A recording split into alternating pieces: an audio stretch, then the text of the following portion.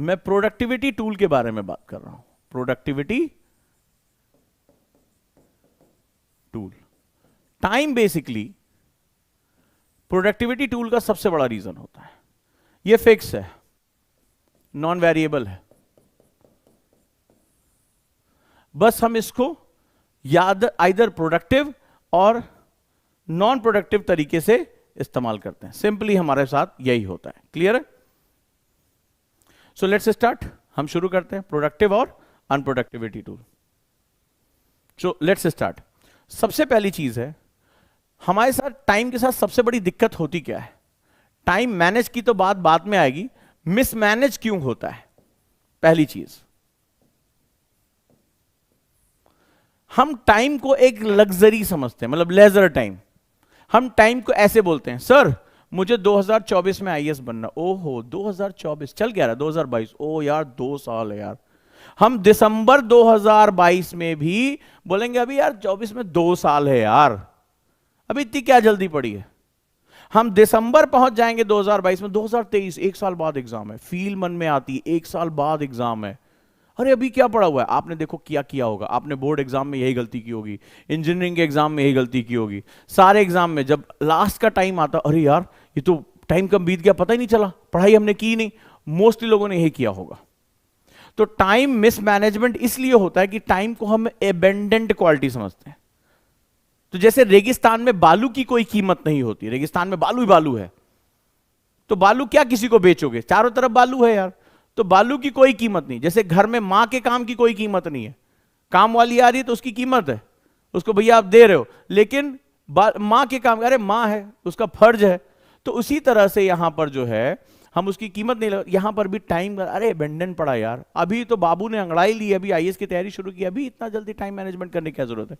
सो सबसे बड़ा जो एटीट्यूडनल प्रॉब्लम है, सबसे बड़ा जो एटीट्यूडनल प्रॉब्लम है वो यही है, राइट? सबसे बड़ा कि टाइम को लेकर हमारा जो दृष्टिकोण है वो बहुत ही खराब है। हमें क्या करना होगा?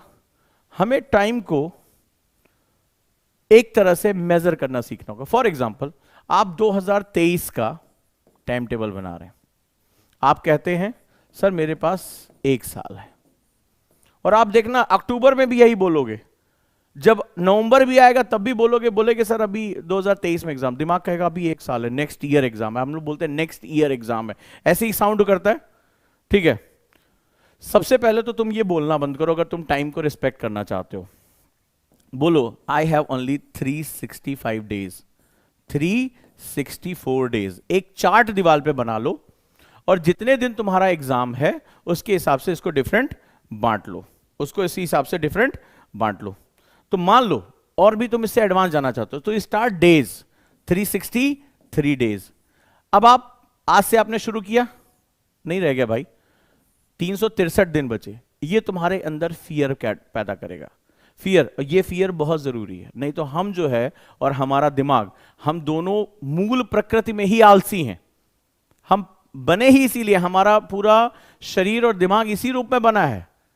असक्रियता, जैसे हमारा पेट भरता है, असक्रियता की तरफ हम जो है, नॉन एक्टिविटी की तरफ हम ऑटोमेटिकली चले जाते हैं, इसको कोई रोक ही नहीं सकता। दूसरा, अगर आप सुपर टाइम मैनेजमेंट करना चाहते हो, जो दुनिया भर के मोस्ट प्रोडक्टिव बड़े बड़े खिलाड़ी, बिजनेसमैन, सीईओ करते हैं, वो बेसिकली, अब जैसे तुमने कहा कि मेरे पास 1 दिन है, for I have only 1 day, ये क्या करते हैं, आई हैव ओनली 1480 मिनट्स,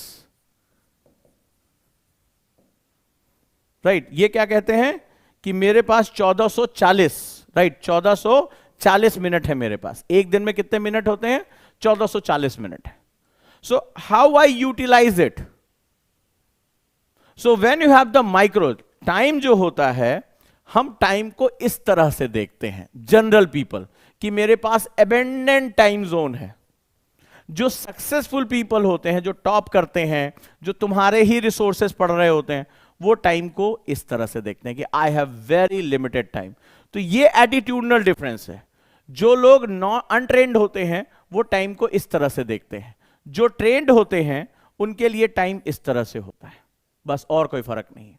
सो इसी के बीच में सक्सेस और फेलियर होता है। इनका जो सक्सेस ग्राफ होता है, ध्यान से सुनो, वो ऐसा होता है। इनका जो सक्सेस ग्राफ होता है वो ऐसा होता है। राइट, तुमने सुना होगा ना बर्नौली थ्योरम के बारे में, जब किसी पाइप का आप एरिया कम कर देते हैं प्रेशर बढ़ जाता है। सुना होगा तुमने, साइंस है हर चीज के पीछे। कोई बड़ा मुंह वाला पाइप है, उसमें पानी का प्रेशर कम हो जाता है, तो जब जैसे आप उसका पाइप को दबाओगे, जो एरिया कम हो जाएगा, वॉल्यूम, प्रेशर बढ़ जाएगा। सो जब तुम टाइम को श्रिंक कर दोगे, this is known as time shrinking method. जैसे ही तुमने टाइम को श्रिंक किया, तुम्हारा प्रेशर बढ़ेगा, तुम्हारी स्पीड भी बढ़ जाएगी।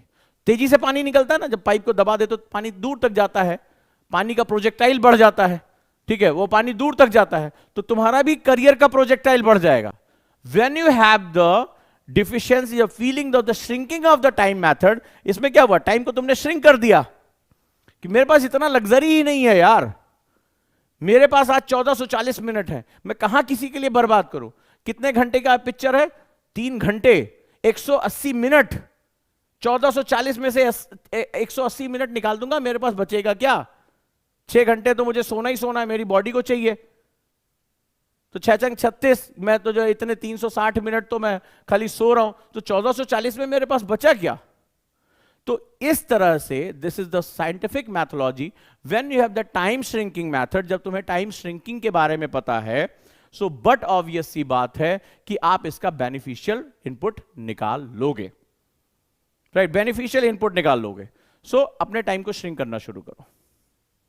Right, either talk in a one day, मेरे पास आज 363 दिन है, 362 दिन है, 361 दिन है, 360 दिन है, मेरे पास एक साल है ही नहीं है, तो प्रेशर क्रिएट होगा। दूसरा, आई हैव ओनली 1440 आवर, 1440 घंटे मेरे पास मिनट हैं, 24 घंटे भी नहीं है मेरे पास। अब किस काम के लिए मेरे कितने मिनट, अब मेरे पास प्रोडक्टिव मिनट ही रहा, तो आप मेरा आधा घंटा सर चाट गए फोन पे, सोशल मीडिया मेरा इतना टाइम ले गया, अरे छोड़ो हटाओ इसको। सो सिंपल सा, तुम्हारा करियर इस तरह से होगा when you have the luxury of time. पिताजी बोले 5 साल तक तो प्री के लिए तुम हम दे सकते हैं, फिर मेंस के लिए 5 साल तुम और देना, अपनी पत्नी से मांगना, ठीक है, तो उनका करियर पाथ